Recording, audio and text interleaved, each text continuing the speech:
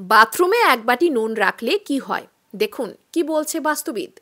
নুন আমাদের প্রতিদিনের জীবনে ব্যবহৃত জিনিস। রান্নায় স্বাদ বাড়ায় নুন। কিন্তু আপনি কি জানেন যে নুন শুধুমাত্র খাবারের স্বাদই বাড়ায় না, এটি আপনাকে নেতিবাচক শক্তি থেকেও দূরে রাখে। নুন ইতিবাচক শক্তি সঞ্চার করে এবং ঘরে সুখ ও সমৃদ্ধি বাড়াতেও সাহায্য করে। বাস্তু অনুসারে কোনো ধাতব পাত্রে নুন রাখা উচিত নয়। নুন সবসময় কাঁচের পাত্রে রাখতে হবে। এটি করলে ঘরে সুখ শান্তি থাকে এবং অর্থের অভাব হয় না।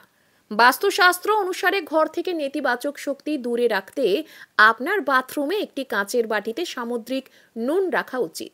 এতে করে ঘরে নেতিবাচক শক্তি আপনার দূরে থাকবে এবং পুরো বাড়িতে ইতিবাচক শক্তির সঞ্চালন বাড়বে। বাস্তুশাস্ত্রে বলা হয়েছে যে কোনো ব্যক্তি যদি আর্থিক সংকটের মধ্য দিয়ে যাচ্ছেন, তবে নুন একটি কার্যকর সমাধান।